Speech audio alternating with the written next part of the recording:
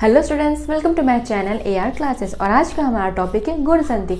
तो बच्चों, हमने पिछले क्लास में पढ़ चुका है कि संधि के कितने भेद होते हैं। संधि के 3 भेद होते हैं, स्वर संधि, व्यंजन संधि और विसर्ग संधि। ठीक है, तो और स्वर संधि के कितने भेद होते हैं? स्वर संधि के 5 भेद होते हैं, जिसमें से एक होता है गुण संधि। ठीक है, गुण संधि किस में आता है? ये स्वर संधि के भेद है। तो आज हम गुण संधि के बारे में पढ़ेंगे कि गुण संधि को हम कैसे पहचान सकते हैं। होता है कि अ आ के साथ ई आए तो क्या होता है? ए बनता है। जैसे अ के साथ ई, ठीक है, अ के साथ ई आए तब क्या बनेगा? ए बनेगा। या फिर आ के साथ ई आए तभी क्या बनेगा? हमारा ए बनेगा। ठीक, समझ में आया? अ ई के साथ क्या बनता है? ए होता है, और आ ई के साथ ए होता है। हम अपने पिछले क्लास दीर्घ संधि में क्या पढ़े थे?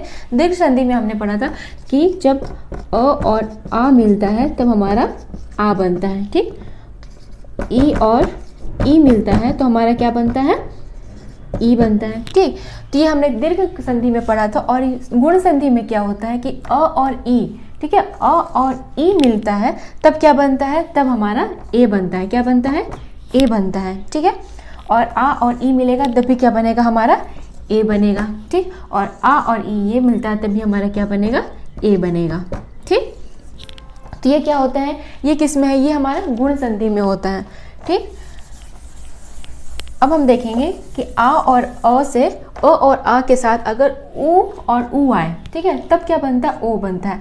जैसे अगर हम यहाँ देखेंगे अ और अ के साथ ऊ आए तब क्या बनेगा? ओ बनता है। ठीक, और आ के साथ अगर ऊ आ रहा है तब भी क्या बनेगा? ओ बनेगा।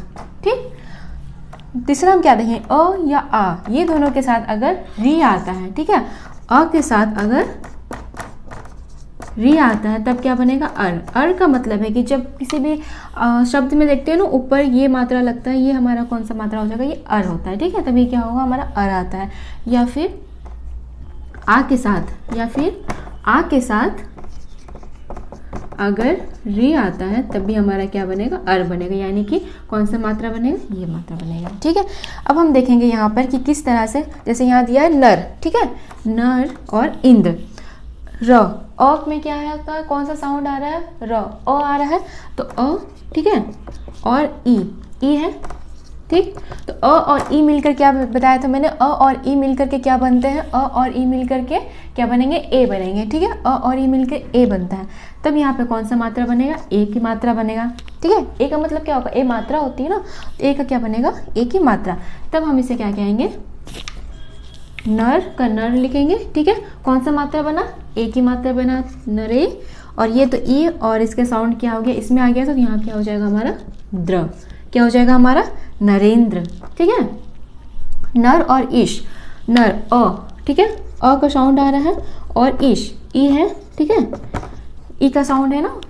हमने पढ़ा था कि क्या होता है जब दो शब्द है, ठीक है, दो शब्द में से पहला शब्द का अंतिम ध्वनि और दूसरा शब्द का पहली ध्वनि मिलकर जो परिवर्तन लाते हैं।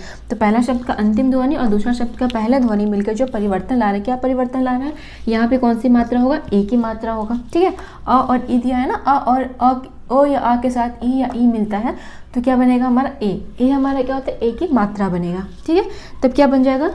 हमारा ए की मात्रा नरेश। ठीक है, अब हम देखेंगे महाउदय। महा, ठीक है, अ, यहाँ क्या आ रहा है? आ की मात्रा दिया है, महा आ की मात्रा दिया, तो यहाँ पे आ और उ।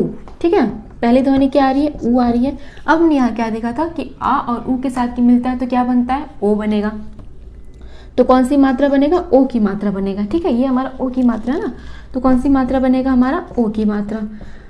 अब हम क्या देखेंगे कि कैसे बन जाएगा? यहाँ लिखेंगे हम म ह, ठीक है, ह में क्या? आ की मात्रा उ मिलकर क्या बनाया? ओ बनाया, तो यहाँ पे क्या हो जाएगा? हो दय। ठीक है, महोदय। देव और ऋषि।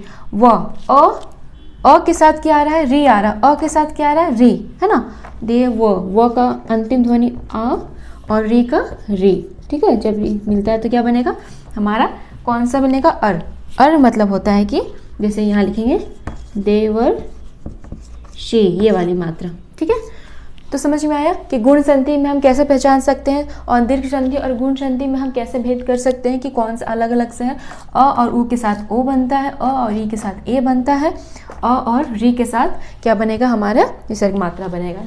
तो स्टूडेंट समझ में आया कि गुण संधि किसे कहते हैं। अगर आपको मेरा क्लास पसंद आता है तो प्लीज़ मेरे चैनल को लाइक, सब्सक्राइब एंड शेयर जरूर करें। थैंक यू, धन्यवाद।